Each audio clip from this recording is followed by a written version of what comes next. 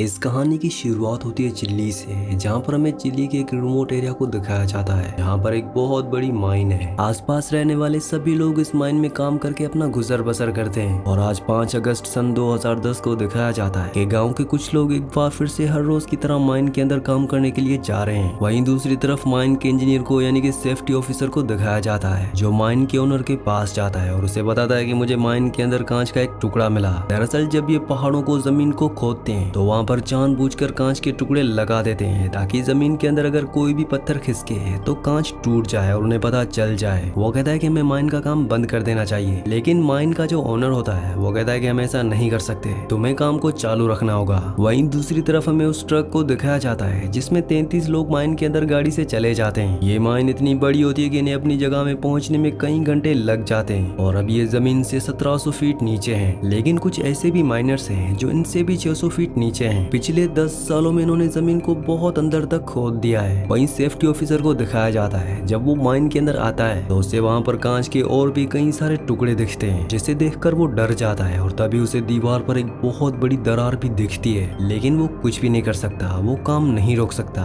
क्योंकि ओनर्स ने ऑर्डर दिए होते हैं कि काम चालू रखना होगा। अब जमीन से 1700 फीट नीचे है, जहाँ पर 33 माइनर्स काम कर रहे होते हैं, तभी अचानक वहाँ पर जमीन हिलना शुरू हो जाती है। सब के सब पूरी तरह से घबरा जाते हैं। सेफ्टी ऑफिसर यहाँ पर आता है और उन सबको गाड़ी में बैठाता है और यहाँ से निकालने की कोशिश करता है, लेकिन तभी आगे चट्टान गिरने की वजह से जिस रास्ते से ये बाहर जा सकते थे वो पूरी तरह से बंद हो जाता है। अब इन्हें कुछ भी समझ नहीं आता कि इन्हें क्या करना चाहिए। अभी ये डिसाइड करते हैं कि इन्हें 600 फीट और नीचे जाना चाहिए, जहाँ पर दूसरे माइनर्स काम कर रहे हैं, क्योंकि वहाँ से भी निकलने का एक रास्ता होता है। ये अपनी गाड़ी को उस तरफ मोड़ लेते हैं, लेकिन तभी ये देखते हैं कि 2 और माइनर्स हैं जो गाड़ी के पीछे भाग रहे होते हैं। इन्हीं में एक होता है जिसका नाम मारियो है। मारियो उन दोनों के हाथ को पकड़कर ऊपर खींच लेता है और अब ये जब 600 फीट और नीचे जा रहे होते हैं तभी इनके सामने एक दूसरी गाड़ी आ जाती है, जो उन माइनर्स की गाड़ी होती है जो उनसे 600 फीट नीचे काम कर रहे थे। दरअसल वहाँ भी चट्टान गिरने की वजह से वहाँ का जो रास्ता था वो पूरी तरह से ब्लॉक हो चुका था और अब इनके सामने जो सड़क होती है वो भी फटना शुरू हो जाती है। इसीलिए सब के सब अपनी जान बचाकर गाड़ी से उतरकर एक किनारे हो जाते हैं। और इससे पहले कि ये कुछ समझ पाते हैं, इनके सामने एक बहुत बड़ी चट्टान आकर गिरती है, जो रास्तों को पूरी तरह से ब्लॉक कर देती है। ये चट्टान इतनी बड़ी होती है कि इसका धमाका ऊपर तक सुनाई देता है और ऊपर भी सबको समझ में आ जाता है कि नीचे कोई हादसा हो चुका है और अब ये सब के सब अंदर फंस चुके हैं। वीडियो में आगे बढ़ने से पहले एक जरूरी अनाउंसमेंट, अगर आप साईफाई, सर्वाइवल और हॉरर मूवीज के शौकीन हैं तो हमारे दूसरे चैनल को सब्सक्राइब कर लीजिए, क्योंकि वहाँ पर हम हॉरर और साईफाई मूवीज अपलोड करते हैं। तो आप सबसे रिक्वेस्ट है कि जल्दी से जाके हमारे दूसरे चैनल को सब्सक्राइब कर लीजिए। चैनल का लिंक नीचे डिस्क्रिप्शन में है। चट्टान गिरने की वजह से कई लोग जख्मी हो चुके होते हैं। वो अपने साथियों की मरहम पट्टी करना चाहते हैं, लेकिन इनके पास पूरी फैसिलिटी नहीं होती। और तभी जब यहाँ से पूरी तरह से धूल हट जाती है तो मारियो देखता है कि उनके रास्ते पर एक बहुत बड़ी चट्टान आकर गिर चुकी है, जिसे खोदना या उसके दूसरी तरफ जाना पूरी तरह से नामुमकिन है। वहीं हमें माइन के बाहर दिखाया जाता है कि इन सभी माइनर्स की फैमिली माइन के बाहर इकट्ठा हो चुकी है, क्योंकि सबको पता चल चुका होता है कि माइन के अंदर हादसा हुआ है और माइन के अंदर जो लोग हैं वो वहाँ पर फंस चुके हैं। मीडिया के जरिए ये न्यूज पूरी दुनिया में आग की तरह फैल जाती है। वहीं हमें माइन के अंदर दिखाया जाता है जहाँ पर सुपरवाइजर, जिसका नाम लुइस है, वो सभी लोगों को गिनता है। उसे पता चलता है कि यहाँ पर ये 33 लोग हैं। अब यहाँ पर एक रेफ्यूजी एरिया भी होता है जो इसी तरह के हादसों के लिए बनाया गया होता है, लेकिन वो कहता है कि वहाँ पर सिर्फ 30 लोग जा सकते हैं और हम 33 लोग हैं। अब इनके साथ जो मारियो होता है वो कहता है कि यहाँ पर चिमनियां भी बनी हुई हैं, अगर हम चाहें तो चिमनियों से बाहर जा सकते हैं, क्योंकि वहाँ पर सीढ़ियां होंगी। इसलिए सुपरवाइजर लुइस अपने साथ 29 लोगों को लेकर रिफ्यूजी एरिया की तरफ निकल पड़ता है, जबकि मारियो अपने साथ 2 लोगों को लेकर चिमनी की तरफ निकल पड़ता है। और जल्दी ये तीनों की तीनों चिमनियों तक पहुंच जाते हैं, जहाँ पर मारियो चिमनी की सीढ़ियों से ऊपर जाने की कोशिश करता है और जब वो सीढ़ी से थोड़ा सा ऊपर जाता है तो वो देखता है कि ऊपर सीढ़ियां है ही नहीं। दरअसल अर्थक्वेक के जो झटके आए थे, शायद उस वजह से सीढ़ियां पूरी तरह से टूट चुकी हैं और अब ये तीनों के तीनों यहाँ पर हताश हो जाते हैं। वहीं 30 लोगों को दिखाया जाता है जो रिफ्यूजी एरिया तक पहुंच जाते हैं। वहाँ पर वो देखते हैं कि उनके लिए खाने की सप्लाई वहाँ पर बहुत कम होती है और ना ही इनके पास दवाइयाँ होती है। और अब मारियो भी अपने साथियों के साथ उसी रिफ्यूजी एरिया में पहुंच जाता है। इन सब को नहीं पता कि इन्हें कोई यहाँ पर बचाने आएगा भी कि नहीं, क्योंकि ये सब के सब जमीन से बहुत नीचे होते हैं। अब जब ये सब अपनी सोचों में डूबे होते हैं कि तभी एक बार फिर से यहाँ पर जमीन हिलना शुरू हो जाती है। सबकी सांसें थम जाती हैं। इन्हें लगता है कि अब इनकी जिंदगी का अंत आ चुका है। इन्हें अपने आगे अंधेरे के अलावा और कुछ भी नहीं दिखता और ये सब के सब गॉड से प्रेयर करते हैं और तभी अर्थक्वेक अपने आप ही रुक जाता है। वहीं माइन के बाहर दिखाया जाता है जहाँ पर इन 33 लोगों की फैमिली पुलिस वाले आ चुके हैं। वो माइन के लोगों से ऑफिसर से पूछना चाहते हैं कि अंदर क्या हो रहा है, लेकिन वो अपनी गन निकाल कर उन सबको भगाने की कोशिश करते हैं। पर वो लोग वहाँ से नहीं जाना चाहते क्योंकि उनके अपने माइन के नीचे फंसे हुए हैं, इसलिए ये वहाँ पर शोर करना शुरू कर देते हैं और बाहर पूरी रात खड़े रहते हैं। अगली सुबह हमें एक माइन ऑफिसर को दिखाया जाता है जो चिली के प्रेसिडेंट के पास जाता है और उन्हें बताता है कि माइन के अंदर कई लोग फंस चुके हैं, हमें उनकी मदद करनी चाहिए। प्रेसिडेंट कहता है कि ये काम माइन के ओनर्स का है। दरअसल ये सारी की सारी माइंस प्राइवेट होती हैं, लेकिन माइन ऑफिसर कहता है कि उनके पास इतनी एडवांस मशीनें नहीं है जिससे वो लोगों को बचा सकें। आपको उनके लिए कुछ करना चाहिए। अगर आप उन सभी लोगों को बचा लेते हैं तो इंटरनेशनली आपका नाम होगा, क्योंकि ये खबर पूरी दुनिया में फैल चुकी है। प्रेसिडेंट को माइन ऑफिसर की ये बात सही लगती है और वो कहता है कि तुम उन्हें बचाने के लिए कुछ भी करो। अगली सुबह दिखाया जाता है कि माइन ऑफिसर उस माइन के बाहर पहुंच जाता है जिस माइन के अंदर 33 लोग फंसे हुए हैं। वहाँ पर वो उन सभी की फैमिलीज को यकीन दिलाता है कि वो उन सबको बचा लेंगे। और अब वो अंदर माइन के ओनर के पास जाता है और कहता है कि हमें उन 33 लोगों को बचाना होगा, लेकिन माइन का ओनर कहता है कि ऐसा नहीं हो सकता, अंदर बहुत बड़ा हादसा हुआ है, मुझे नहीं लगता कि अंदर कोई भी बचा होगा। और जिस जगह जमीन की जिस गहराई पे वो सब काम कर रहे थे वहाँ तक पहुँचना पूरी तरह से नामुमकिन है। वैसे भी वहाँ पर सिर्फ 3 दिनों का खाना है और हमें वहाँ पहुँचने में कई महीने लग जाएंगे, और तब तक अगर हम वहाँ पहुँच भी गए तो वो सब के सब भूख से मर चुके होंगे। और अब मिनिस्टर ऑफ माइन यानी कि माइन ऑफिसर को भी यकीन हो जाता है कि माइन का जो ओनर कह रहा है वो बिल्कुल सही कह रहा है। वो बाहर जाता है और लाउड स्पीकर पर सबको कहता है कि हम इस ऑपरेशन को शुरू नहीं कर सकते क्योंकि अंदर कोई भी जिंदा नहीं होगा।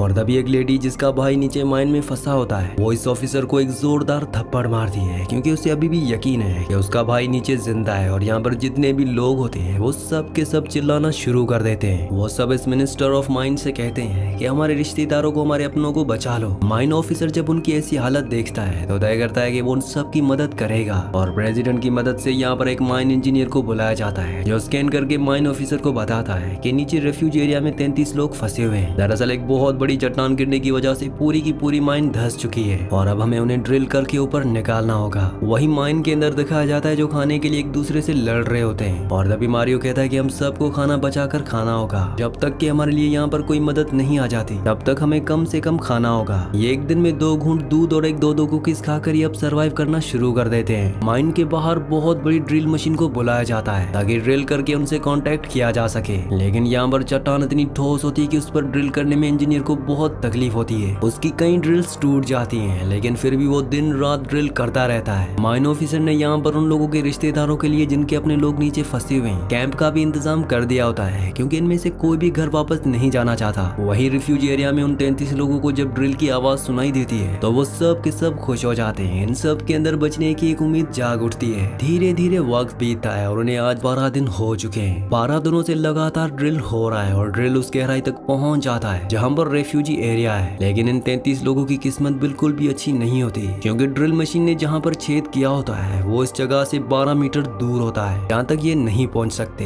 यानी कि इतने दिनों की जो मेहनत थी वो पूरी तरह से बेकार हो गई। साथ ही अब इन 33 लोगों का खाना लगभग पूरी तरह से खत्म हो चुका है। बस अब इनके पास एक और दिन का खाना बचा है। वही इंजीनियर भी अपने पूरे हथियार डाल देता है। वो कहता है कि चट्टान बहुत मजबूत है और दोबारा ड्रिल नहीं किया जा सकता। हालांकि माइन मिनिस्टर उसे कन्विंस करने की कोशिश करता है कि तुम्हें उनकी मदद करनी चाहिए, उनकी फैमिलीज बाहर है, उनकी हमसे बहुत उम्मीदें हैं। लेकिन इंजीनियर उसकी बात का कोई जवाब नहीं देता और वहाँ से चला जाता है। रात को एक बार फिर से इंजीनियर माइन मिनिस्टर के पास आता है और वो कहता है कि हम एक बार फिर से ड्रिल करेंगे। और अब ये दूसरी जगह से ड्रिल करना शुरू कर देते हैं। ठोस चट्टान की वजह से इन्हें ड्रिल करने में बहुत मुश्किल आ रही होती है। वही माइन के अंदर दिखाया जाता है जो सब के सब पूरी तरह से हताश हो चुके हैं। ये सब के सब अब मौत का इंतजार कर रहे होते हैं क्योंकि इनका खाना कई दिन पहले खत्म हो चुका है। मारियो जब लेटा होता है तभी उसके ऊपर एक पानी की बूंद गिरती है। दरअसल ऊपर से जो दूसरा ड्रिल किया था वो बिल्कुल सही जगह पर हुआ होता है, जिस वजह से ड्रिल यानी कि छेद उस जगह हो जाता है जहाँ पर ये 33 लोग फंसे हुए हैं। और जब ये ड्रिल को यानी कि छेद को देखते हैं तो सब के सब खुश हो जाते हैं और उनके अंदर एक बार फिर से जीने की उम्मीद जाग उठती है। अब ड्रिल का जो सिरा नीचे यानी कि रिफ्यूजी एरिया में आया होता है ये इस पर जोर जोर से मारना शुरू कर देते हैं। ऊपर जो माइन मिनिस्टर होता है वो उसे सुन लेता है। साथ ही ये ड्रिल के मुंह पर एक नोट भी बना देते हैं जिसमें मैसेज लिखते हैं कि हम सब यहाँ पर जिंदा हैं। और जब ड्रिल की रोड को ऊपर खींचा जाता है तो वो नोट सब पढ़कर बहुत खुश हो जाते हैं। इन लोगों के जितने भी रिश्तेदार बाहर होते हैं उन सब की आंखों में आंसू आ जाते हैं क्योंकि ये सब भी उम्मीद खो बैठे थे, लेकिन अब भी इन्हें यकीन है कि इनके अपनों को बचा लिया जाएगा। मीडिया के जरिए ये बात पूरी दुनिया में फैल जाती है और अब अलग अलग कंट्री से कई लोग इनकी मदद के लिए यहाँ पर पहुंच जाते हैं। नासा इनके लिए एक खास ट्यूब भेजती है, जिस ट्यूब के जरिए इन तक नीचे खाना, पानी और जरूरत की चीजें भेजी जाती है। साथ ही ने वीडियो कॉल से कनेक्ट भी किया जाता है, जिससे अंदर फंसे सभी लोग अपने अपने लोगों से बाहर बात करते हैं। साथ ही चिल्ली के जो प्रेसिडेंट होते हैं वो भी उन 33 लोगों से बात करते हैं। वो उन्हें यकीन दिलाते हैं कि इस बार जो क्रिसमस आएगा तुम अपनी फैमिली वालों के साथ मनाओगे, जिससे सब के सब बहुत खुश हो जाते हैं। अब जो ऊपर इंजीनियर होता है वो उन 33 लोगों को बाहर निकालने के लिए, बचाने के लिए 3 अलग अलग प्लेन्स बनाता है, ताकि अगर एक या 2 प्लेन खराब भी हो जाए तो तीसरे प्लेन से इन्हें बचाया जा सके। अब इन्हें बचाने के लिए काम शुरू किया जाता है, लेकिन जल्दी इनका प्लेन, एक और प्लेन 2 पूरी तरह से खत्म हो जाते हैं, यानी कि वो पूरी तरह से फेल हो चुके हैं। और अब इनके पास प्लेन 3 बचा हुआ है, जिसमें इन्हें काफी मुसीबतों का सामना करना पड़ता है। लेकिन इंजीनियर एक बार फिर से उस प्लेन को शुरू करके अपने काम को एक बार फिर से शुरू कर देता है। पर अब बड़ी मुश्किल ये होती है कि जो चट्टान नीचे माइन के ऊपर गिरी थी, अब वो धीरे धीरे नीचे खिसक रही है, यानी कि जल्द से जल्द इन सबको ऊपर लाना होगा, नहीं तो ये सब के सब चट्टान के नीचे दब जाएंगे। लगातार ड्रिलिंग करने के बाद ये उस चट्टान तक पहुंच जाते हैं जो माइन के ऊपर गिरी थी। वो बहुत ज्यादा ठोस होती है, इसीलिए उसके ऊपर ड्रिल नहीं हो रहा होता। और इंजीनियर माइन के अंदर फंसे हुए माइनर से बात करता है, और तब वो इंजीनियर को कहते हैं कि हमें नीचे एक धमाका करना होगा, जिससे चट्टान टूट जाएगी। हालांकि ये बहुत खतरनाक होता है, लेकिन इनके पास अब कोई भी रास्ता नहीं होता, और ये उस चट्टान पर एक धमाका करते हैं, जिसका मतलब ये है कि अब ड्रिल पूरी तरह से आर पार किया जा सकता है। आज इन सबको फंसे हुए यहाँ पर पूरे 59 दिन, यानी कि लगभग 2 महीने हो चुके हैं। और 2 महीने के बाद नासा की उस कैप्सूल को, जो नासा ने इनको बचाने के लिए भेजा था, उस कैप्सूल को नीचे भेजा जाता है, और पहला आदमी उस कैप्सूल में जाने के लिए तैयार हो जाता है। जाने से पहले वो बहुत ज्यादा इमोशनल होता है, क्योंकि उसने अपनी जिंदगी के 59 दिन यहाँ पर बिताए थे, उसके साथ ही अब भी वहाँ पर है। और उसके बाद उसे कैप्सूल में बिठाकर ऊपर खींचा जाता है, पर तभी अचानक रास्ते में कैप्सूल रुक जाता है, जिस वजह से कैप्सूल के अंदर उस माइनर को सांस लेने में बहुत तकलीफ होती है। लेकिन एक बार फिर से कैप्सूल को नीचे करके ऊपर खींचा जाता है, जिस वजह से वो आदमी बाहर आ जाता है, और एक एक करके अगले 24 घंटों में सभी लोगों को यहाँ से बचाकर निकाल दिया जाता है। और इस तरह से इन 33 लोगों को, जिन्होंने जीने की उम्मीद पूरी तरह से खो दी थी, उन सबको बचा लिया जाता है। मौत का इस तरह से सामना करने के बाद अब इन सबको जिंदगी के मायने असल में पता चलते हैं। इन्हें पता चलता है कि जिंदगी में खाने की क्या वैल्यू होती है, अपने लोगों की क्या वैल्यू होती है, और जिंदगी का तोहफा जो खुदा ने हमें दिया है, उस तोहफे की क्या वैल्यू है। हमें जिंदगी में हर एक पल को जीना चाहिए, ताकि भाग दौड़ की जिंदगी में हमेशा भागते रहना चाहिए। हालांकि ऐसा करने से कुछ लोग अपनी जिंदगी में अचीव तो कर लेते हैं, लेकिन वो जिंदगी जीना भूल जाते हैं। इसी सीन के साथ इस मूवी का सच्ची कहानी का एंड हो जाता है। अगली कहानी आप किस मूवी पर सुनना चाहते हैं मुझे नीचे कमेंट्स में जरूर बताना, क्योंकि मैं आपके कमेंट्स पढ़ता हूँ, और आपके प्यारे प्यारे कमेंट्स का बहुत बहुत शुक्रिया।